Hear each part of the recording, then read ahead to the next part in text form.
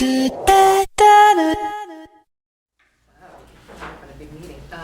We are calling to order the special meeting of the Darien Police Commission, 2449th. Second order of business, acceptance of the minutes of January 5th. Motion to approve. Approve. Second. Any questions, comments, changes? No. All those in favor? Correspondence, Chief? We have some items of correspondence. One, a thank you letter from the new chief, John DeFederico in New Canaan. Officers from our accident investigation team assisted them with a serious motor vehicle accident back in late December. As the commission knows, collision investigation is highly specialized, and our people are very highly trained, and we're well equipped, so we do lend assistance to other Fairfield County agencies. It's a win-win. It gives our officers more experience and training, because fortunately we don't have many serious injury accidents, so it gives them ample opportunity to use the equipment. And the departments that we help are always highly appreciative of their assistance. Can I ask a question? We had, I'm sure we'll get into department activity, but we had some serious accidents over this period on I-95. Is that handled by the state accident investigation team? Yes, we render aid, and we do some limited traffic control up there, but the state police does the entire investigation. Does everything. Mhm. So, okay, I just wanted to clarify when our people are called out, and importantly, when they are not called out. We are first responders to medical, as you know, so we are at virtually every serious injury collision on I-95, but not doing the investigation. Correct. Just wanted to clarify that. A letter to Joe Lavarchek from Post 53. This is going back a ways, but it just got to us. And this is from an incident that happened in June of 2021, not 1921, 2021. Thanking the officers from the Darien Police Department, Leslie Silva and Joe LeCarry, on a cardiac call. Just a letter that said all involved, including the Post 53 folks and our staff, worked very well together. And good, outstanding, life-saving call. So good job by everybody there. Not sure why it took this long to get here, but we're thankful for it nonetheless. Let's see. So, we did not have a jokes drop, but we did have a family drop us off some donuts for Law Enforcement Appreciation Day, so I'm sure, although we don't eat a lot of donuts, we're thankful for that. I'm known to have one every once in a while, so thank you to the residents who dropped us donuts for Law Enforcement Appreciation Day.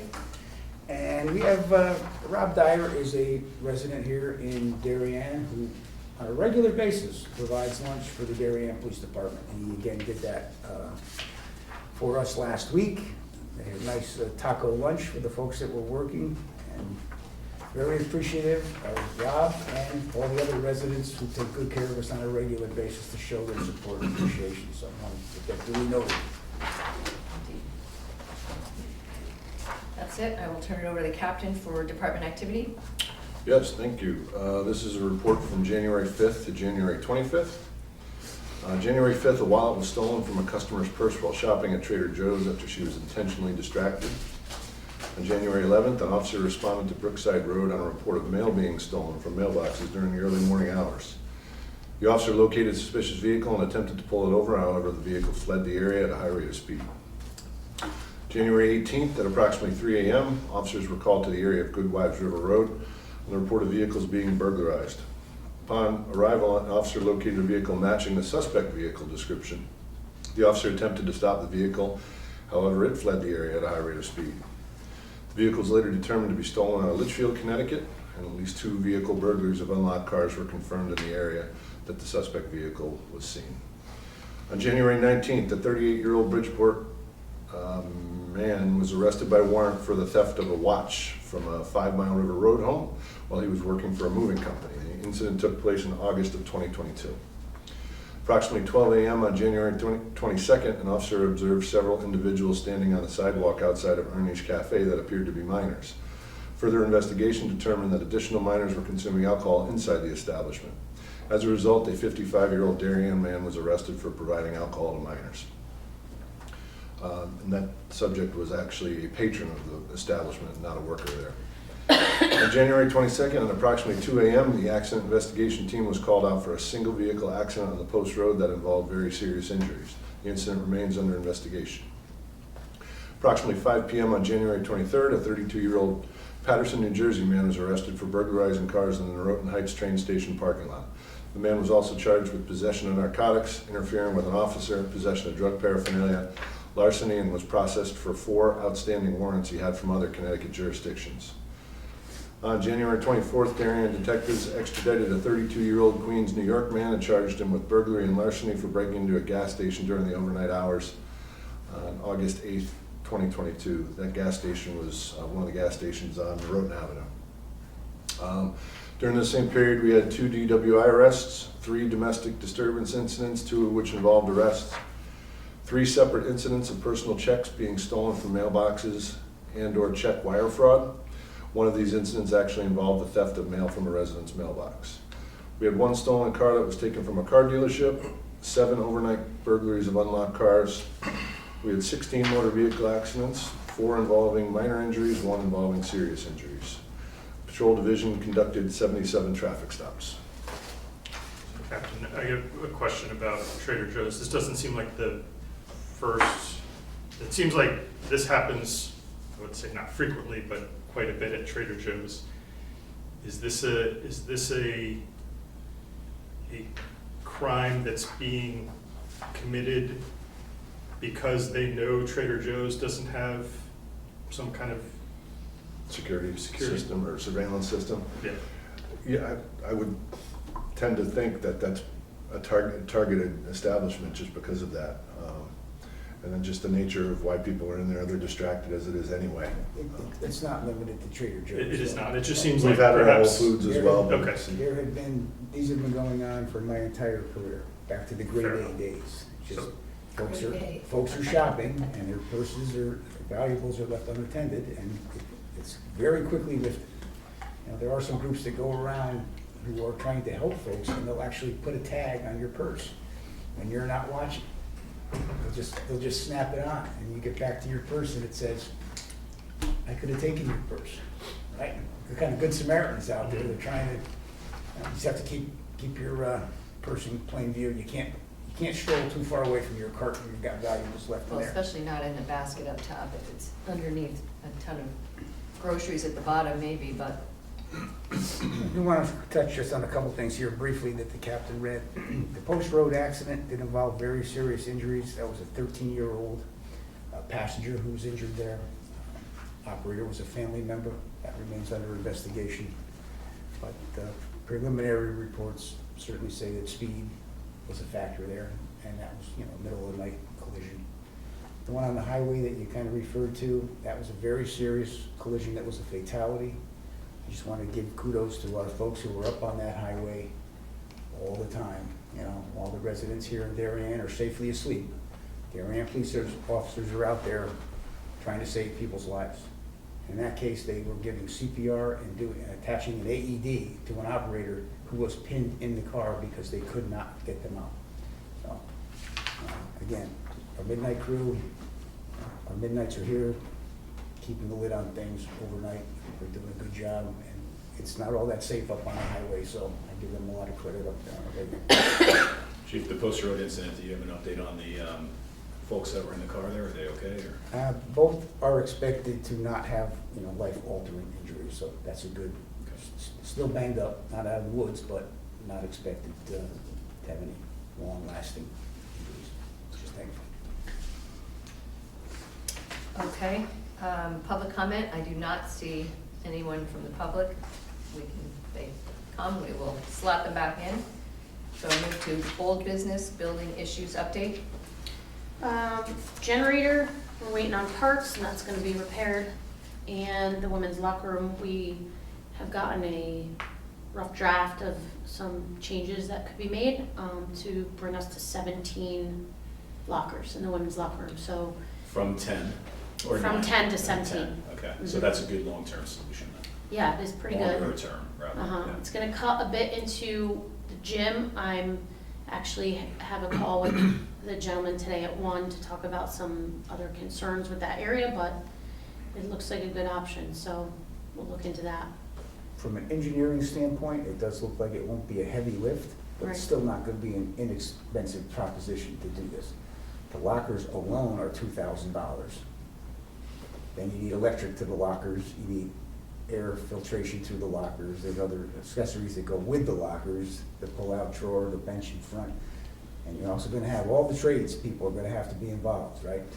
You know, tile people, electricians. So it's not gonna be an inexpensive proposition, but it's something that we have to do, certainly for the long-term, you know, health of the department.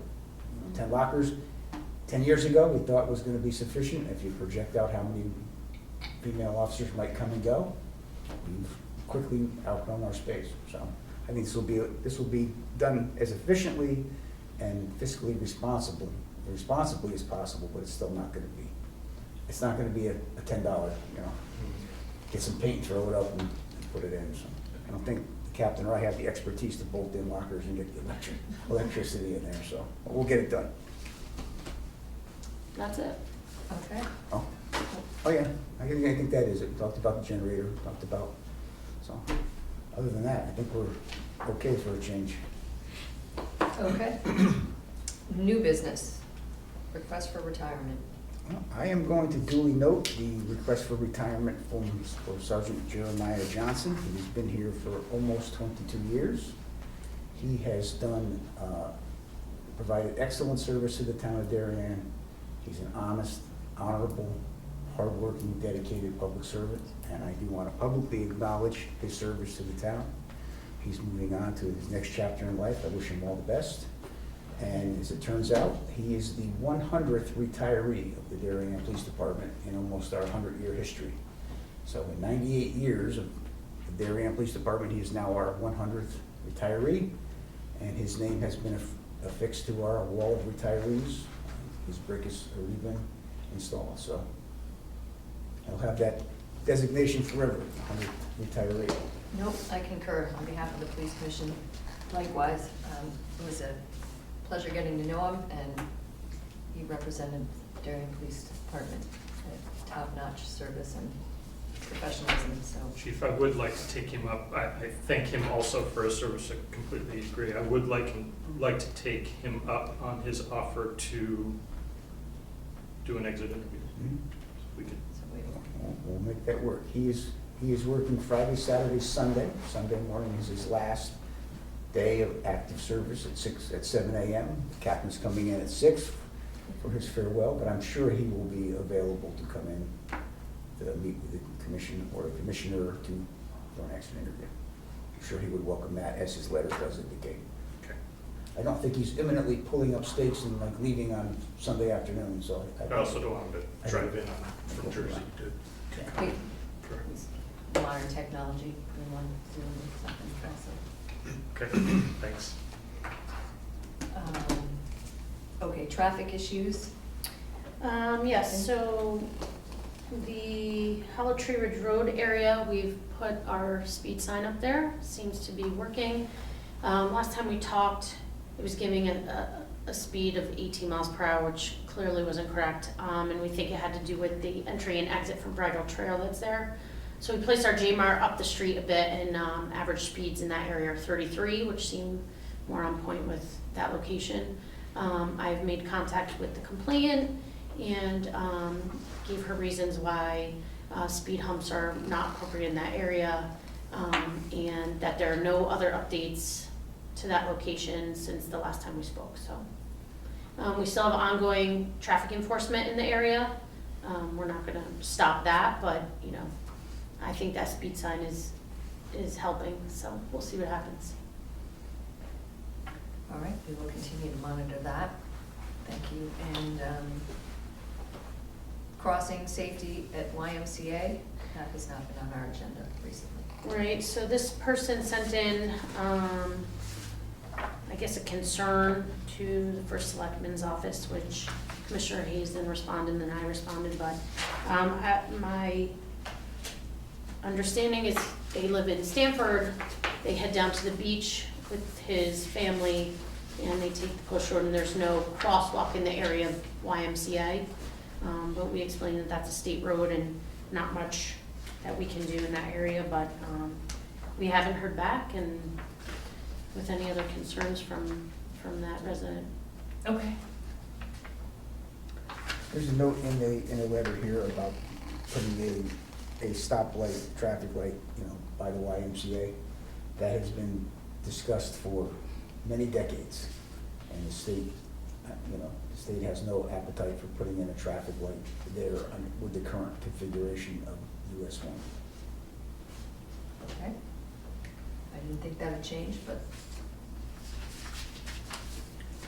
good, get it out there again. Okay.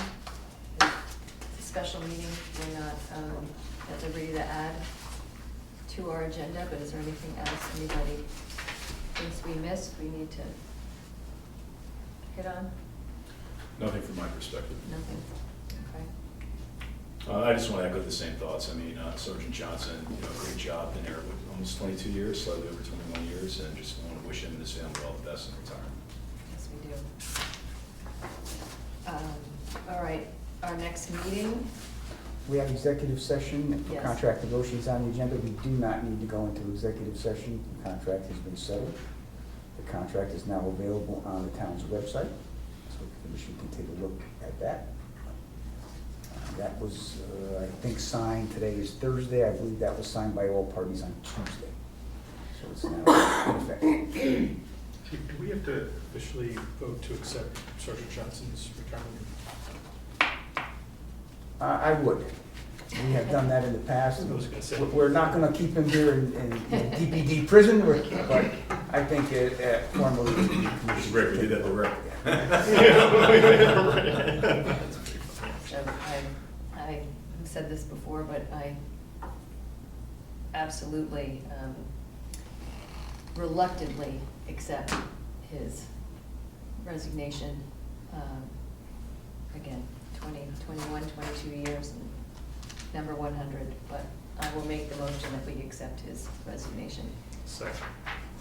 I'm not familiar in the 100-year history if it's ever been denied or rejected, but You wait and see. Yeah, there's time, Wait and see, there's Chief. time. So it's a first. All those in favor? Aye. Yep.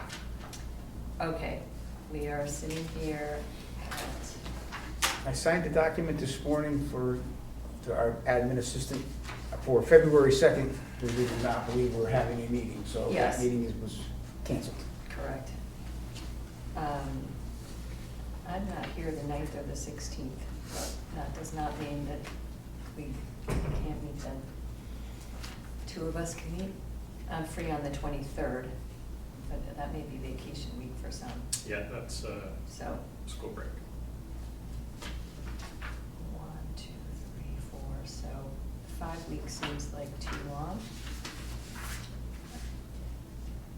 What would be the next regularly scheduled meeting, the 16th? 16. Are you guys both here the 16th? Anything with the schools, Kevin, to your knowledge? I should be around. I am not around. I'm in school that week. So you're out those 2 weeks? The week of the 13th and the week of the 20th?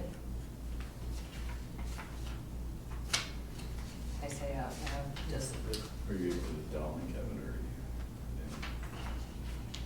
Full day. how's the 9th? The 23rd I can do.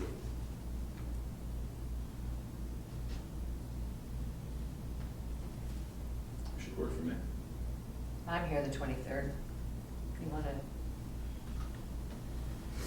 I'm sorry.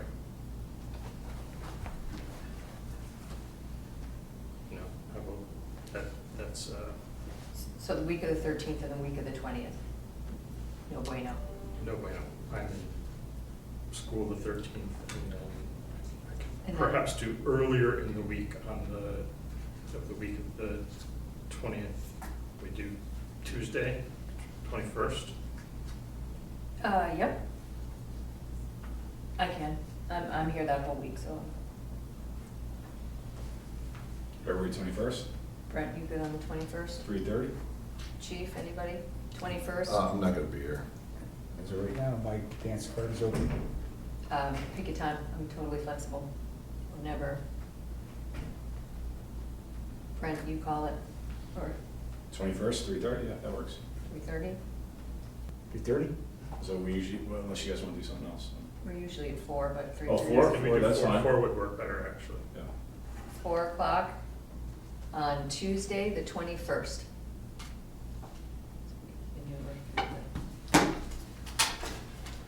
Sold. Sold, okay.